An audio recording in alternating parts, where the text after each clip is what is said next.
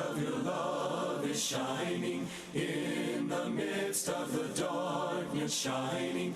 Jesus, light of the world, shine upon us. Set us free by the truth you now bring us. Shine on me. Shine on me. Shine, Jesus, shine. Fill this land with the Father's glory. Blaze, Spirit, blaze. Set our hearts on fire. Flow, river, flow. Flood the nations with grace and mercy. Send forth your word, Lord, and let there be light. Hello and welcome to Let the Bible Speak. My name is Alex Meredith. I'm the minister for the Marquette Church of Christ here in the Central UP and host of the program today. Thank you so much for joining me. We are today going to be continuing this brief little series talking about the life of Jacob we started last week. I'll get to that in just a second, but I want to start by asking you a question. Who is the person you trust most in the entire world? Who's the person you trust most in the entire world? And I want you to imagine that person for a second. How would your world change if that person turned against you? If somehow or another they betrayed you? Do you think that would affect any future relationships that you engaged in? If the person closest to you that you trusted the most turned against you, how do you think you would then go into any future relationships? Do you think that would make a difference? Probably so, right? Okay, so let's talk about the Detroit Lions for a second, okay? Now, it's no secret that for many years the Detroit Lions were not the most competitive team in football, right? Okay, so years of fairly poor performance. I know that there were some good, hopeful years in there, although none of those really materialized. There's also the infamous, I think it was the 08-09 season that ended in an 0-16 record, if I'm remembering correctly. So this team, the fans of this team, have been led to expect disappointment, okay? I thought it was kind of humorous. Now, mind you, I'm not a diehard Lions fan. Anyway, I won't dwell too long on that. I'll get myself into trouble. But I thought it was a bit humorous that the way that Lions fans reacted when they lost to the 49ers in the playoffs in the championship game, the reaction was not your typical, oh, but you need to go fire that guy, or you need to go fire that guy, or, there wasn't too much of the blame game going around. There was a little bit of that, but most of what I saw was same old Lions. Same old Lions, It's like it was expected, Like it's too good to be true. They're not just going to have a breakout year and do that, are they? It's like people were ready for the disappointment. And, frankly, one team's got to win and one team's got to lose, so okay. But the point is, past experience, and this is especially true when it comes to relationships, by the way, past experience colors your expectations for the future. Okay, so now let's talk about Jacob a little bit. We talked about him some last week. We're going to go over some brief bit of review to talk about what's happened in his life so far that we covered last week, and then we're going to keep going and progress the story a little bit. So just as a way of reminder, and if you weren't here last week, you don't have to have been to follow this week. We saw last week that Jacob was blessed with everything from the very beginning. The whole world was promised to him. Genesis chapter 25, verse 23. 2 nations are in your womb. Two peoples from within you shall be divided. The one shall be stronger than the other. The older shall serve the younger. So we know from the very beginning Jacob is set up to be the leader of this powerful nation, Jacob being the younger brother. We then see Jacob stealing Esau's inheritance, stealing his birthright, which we remarked was a bit odd because all of this stuff was already promised to him. Why did he have to go and steal it? Well, he did anyway. So he went and stole Esau's birthright and his blessing. And then Esau is angry about it, and so he wants to kill his brother Jacob. And so Jacob flees to the north. Now this is where I want to pick up. So in Genesis chapter 27, we'll start reading in verse 46. Listen to what happens here. Rebekah said to Isaac, I loathe my life because of the Hittite women. Remember, they're living in the land of Canaan right now, but it's full of Ishmael's descendants, actually, and some other native Canaanite groups that were already there. So I loathe my life because of the Hittite women. If Jacob marries one of the Hittite women like these, one of the women of the land, what good will my life be to me? Then Isaac called Jacob and blessed him and directed him, You must not take a wife from the Canaanite women. Arise, go to Padan Aram, to the house of Bethuel, your mother's father, so that's his uncle, right? And take as your wife from there one of the daughters of Laban, your mother's brother. So yes, okay, we're talking about Jacob marrying one of his cousins. I know it's a bit strange. Remember, this is a different time, okay? So marrying one of them. Verse 3, God Almighty bless you and make you fruitful and multiply you, that you may become a company of peoples.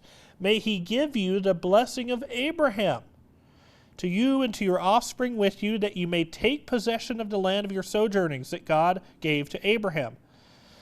Okay, so if there was any doubt before, the Abrahamic covenant has been passed down to Jacob, okay? That's been affirmed time and time again. Jacob has been blessed with the blessing of Abraham. Okay, so he's sent away up to the north, outside of the land of Canaan, to go and marry. Okay, so then, if there was any doubt before, in chapter 28, verse 10, look what happens. This scene is often called the dream of Jacob's ladder. Jacob left Beersheba and went toward Haran, and he came to a certain place and stayed there that night, because the sun had set. Taking one of the stones of the place, he put it under his head and lay down in that place to sleep. And he dreamed, and behold, there was a ladder set up on the earth, and the top of it reached to heaven. And behold, the angels of God were ascending and descending on it. By the way, this is very reminiscent of what Stephen sees in Acts chapter 7. And behold, the Lord stood above it and said, I am the Lord, the God of Abraham, your father, and the God of Isaac. The land on which you lie I will give to you and to your offspring. Your offspring shall be like the dust of the earth, and you shall spread abroad to the west and to the east and to the north and to the south, and in you and your offspring shall all the families of the earth be blessed. There's Genesis 12:3. Behold, I am with you and will keep you wherever you go, and will bring you back to this land, for I will not leave you until I have done what I have promised you. So you have the Abrahamic covenant, confirmed over and over again, and finally here it's sealed tight. The Abrahamic covenant is now Jacob's, okay? So Jacob continues his journey up north to meet his uncle, Laban. And as he gets close to Haran, just outside of the land of Canaan, this is in the land of what would become known as Syria, then Assyria.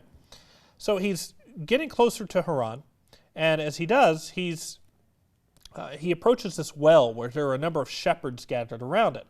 And it mentions how there is this large stone sitting over the top of the well, and typically at one given time of day, it will be time for them to remove the stone together, and evidently a rather large stone. So they remove the stone and feed their livestock with water. Okay, so he goes up to these guys and says, well, are you familiar with Laban? Do you know who he is? And they say yes. And it just so happens that Rachel, one of Laban's daughters, so he has two daughters, one of them named Leah, the other of them named Rachel.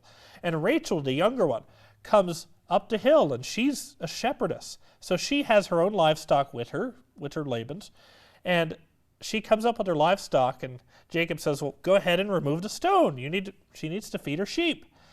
And they say, well, it's not time yet. So he does it all by himself, So he's showing off a little bit for Rachel, evidently quite smitten with her, right?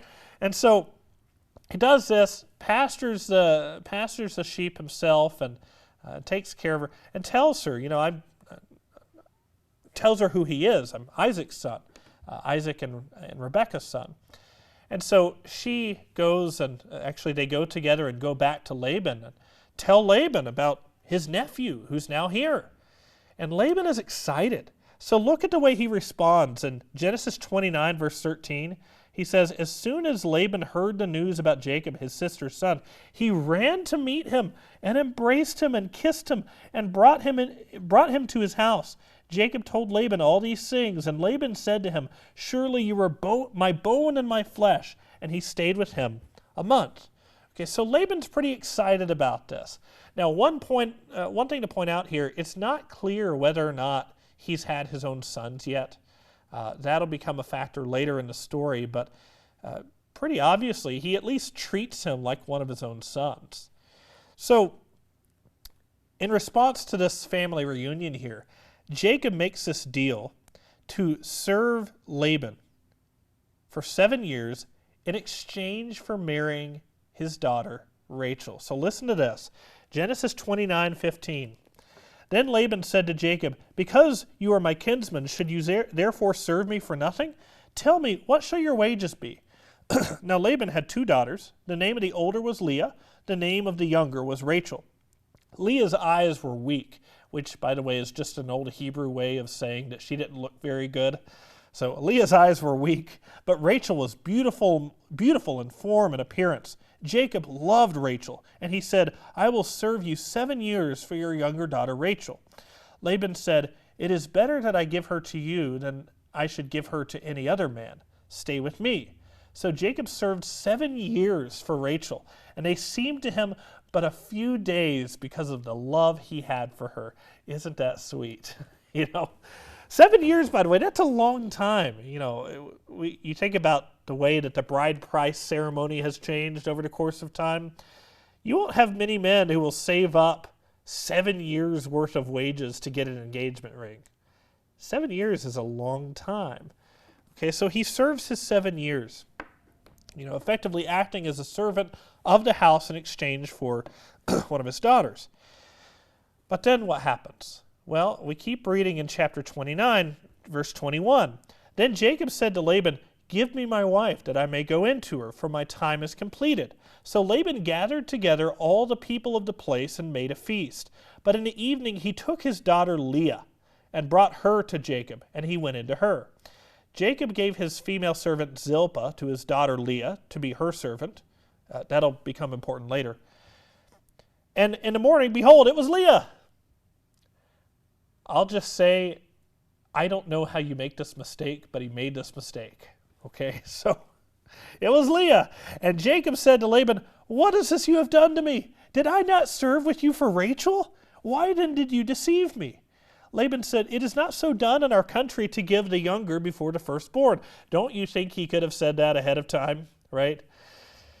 Okay, so Laban pulls one over on Jacob. Laban said, verse 27, complete the week of this one, and we will give you the other also in return for serving me another 7 years. Jacob did so and completed her week. Then Laban gave him his daughter Rachel to be his wife. Laban gave his female servant Bilhah to be his daughter Rachel, to his daughter Rachel to be her servant. So Jacob went into Rachel also, and he loved Rachel more than Leah and served Laban for another 7 years. I would just like to point out here that whenever we talk about polygamy in the Bible, that was never God's design. When you see it here in this instance, that's not the way it was supposed to go. It was a result of Laban's own deceit, right? And you see the result of it. Jacob loved Rachel more than Leah. And that wreaked some havoc, So what happens in the passage that follows? At the end of chapter 29 through much of chapter 23 is that Leah and Jacob start competing for Jacob's love. which is never a good scenario, and especially they're sisters, right? So you have them competing for Jacob's love, and the way that they're going to do that is that they're going to give him as many children as possible, particularly as many sons as possible. And it's kind of funny because Leah, the one that Jacob doesn't like very much, she ends up giving birth to all these children. Rachel, meanwhile, is barren.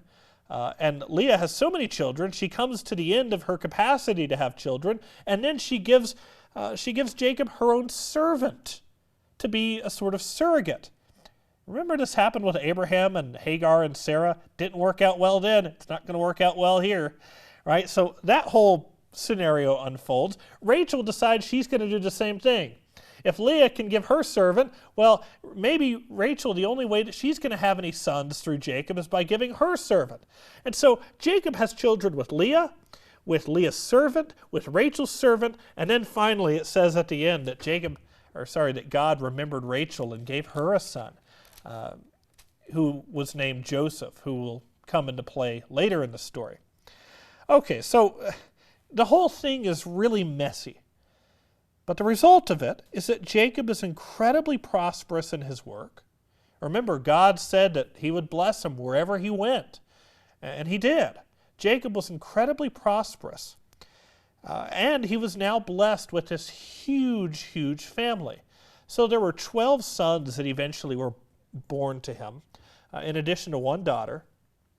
And so Jacob is blessed beyond all recognition, essentially. Very wealthy as well. All this while, he's building up his own estate, and actually after he serves the 7 years for Leah and then the 7 years for Rachel, you have him actually earning regular wages after that. And Laban is very, very wealthy because of Jacob, right? Which is a blessing to Jacob, but it also becomes a bit of a point of contention. Because after about 20 years' time, so 20 years Jacob and Laban have been working together. But remember, this is Laban's household, right? So Jacob is now married to two women, has many of his own children, and he's seeking independence. Remember, all these promises that were given to Jacob concerned his household. What's going to happen if something happens to Jacob? Well, there might be this fear that all of his wealth and all of his legacy and his household and everything else will be subsumed by Laban, right? So he's looking to make his own way, make his own path. And so in Genesis chapter 30, verse 25 and following, Jacob makes a deal with Laban. I'm not going to read this whole section right now, but what essentially happens is he makes this deal with Laban and says, all right, here's what we're going to do. I'm going to pass through all of the livestock that I'm intending to, and everything that is speckled or spotted or mottled or black or anything like that, that'll be mine. And the funny thing is that was probably the minority of the flock, so he's actually making somewhat of a bargain for Laban here. So whatever looks like that, I'll take that and everything else will be yours. And that way you'll be able to tell if I cheated anything away from you, if I stole anything that didn't really belong to me, you'll be able to tell. Okay, so it was a method that ensured accountability, right? Now, they made this deal. And what did Laban do in response? Well, he sends his own servants ahead of Jacob to go and hide all of the speckled and spotted and mottled and black livestock. So now when Jacob is going through trying to collect his own, they're all gone. They're all missing. Where did they go? And he can't leave like that. And so he's kind of stuck, right? But then Jacob figures out something. And don't ask me how. I have no idea how this works. You could just say it's the grace of God, but Jacob evidently figured out some way to ensure through some sort of selective breeding process, and he knows a lot more about livestock than I do, as do probably most of you. But he found out how to breed and where to breed them so that all of the offspring of this livestock was speckled and mottled and black and whatever else. He also figured out, by the way, how to do this to make sure that all of the ones that were going to be his were the strongest of the bunch.